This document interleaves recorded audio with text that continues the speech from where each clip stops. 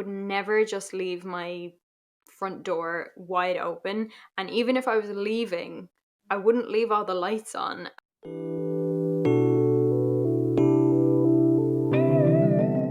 Hey guys, welcome back to my channel. If you're new here, please do subscribe. And if you're old here, hello again. My name is Kate Philpott. This is Sandy. Hi. Oh.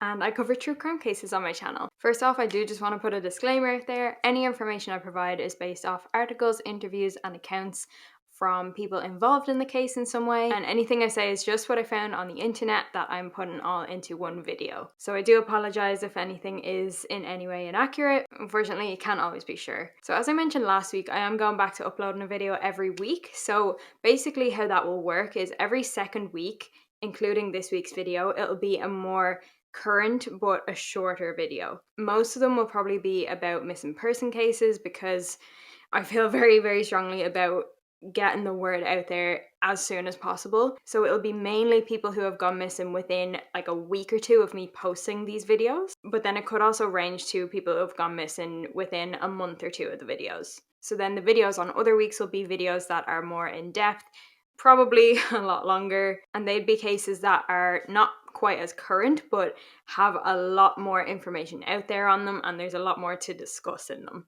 So with that in mind, let's get into today's video. So I've actually got 3 missing people to tell you about today. So the first one being Cornelia Marcinkowska. Editing Gate here. I'm just popping in with some good news. Luckily, we have news on Cornelia Marcinkowska, and she has been found and she's safe and well. So I'm just going to cut that little bit of the video out and we can move on to the next one.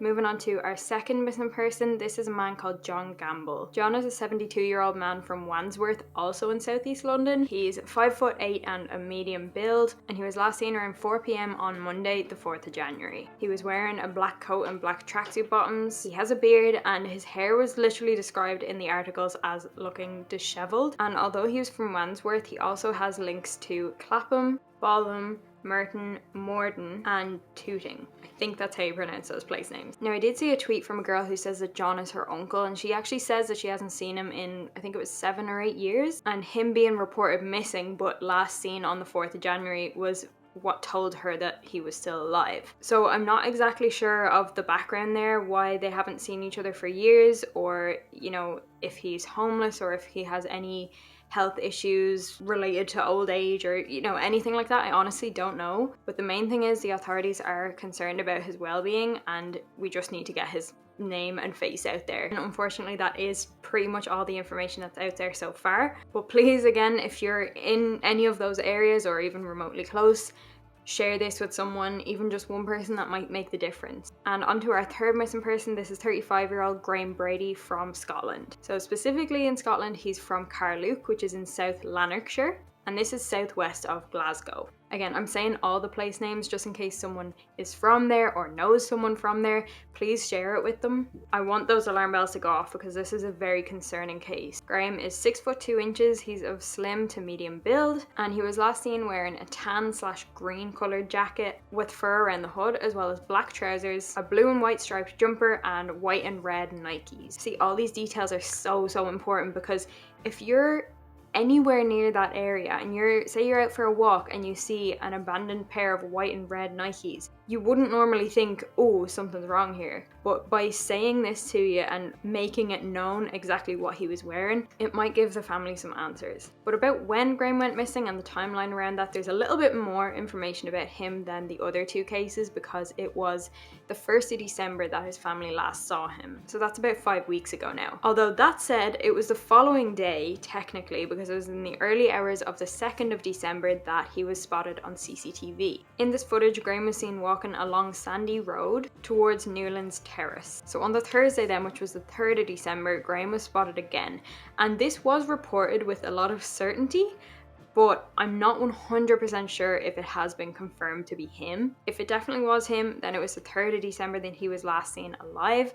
If not, then it was the 2nd of December, early hours of the morning on CCTV. Then this next piece of information is really strange. I'm not sure what I think about it, but basically on the Friday, which was the 4th of December, Graeme's front door was wide open and all the lights in his house were on. So that's a little concerning. I would never just leave my front door wide open, and even if I was leaving, I wouldn't leave all the lights on. I don't know, that's unusual. Graeme was a plumber, but unfortunately due to COVID, he had recently lost his job, and according to his family, this had a really bad effect on his mental health. His mental health was described as very low leading up to the time where he disappeared. But even with that in mind, he was always the kind of person that was in regular contact with his parents, and according to his brother Lee, he had never just disappeared before. So also according to reports, he's had no access to his phone in that time.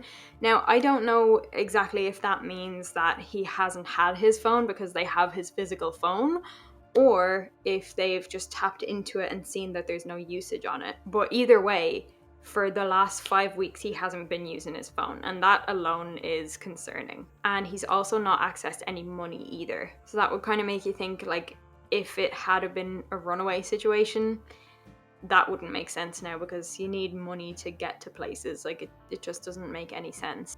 And Graeme wasn't just a 35-year-old guy, he was also a father of 2, and his family are absolutely heartbroken. I cannot even imagine what they must be going through right now. Police are now urging people to check in sheds or garages or outbuildings for Graeme, and honestly, that's about it. That's all they really know. It's really, really concerning, and I would kind of expect answers to come hopefully soon for them. At least they might get closure on the situation. Like, I don't know what has happened, but there's a lot of weird things that really are quite concerning. With Cornelia Marcinkowska and John Gamble, those are cases that are so fresh that everything could still be okay, but for all 3 of them, I would imagine that answers are gonna come pretty quickly, and hopefully they are good answers. At the end of the day, we don't know. All 3 of these people could be absolutely fine.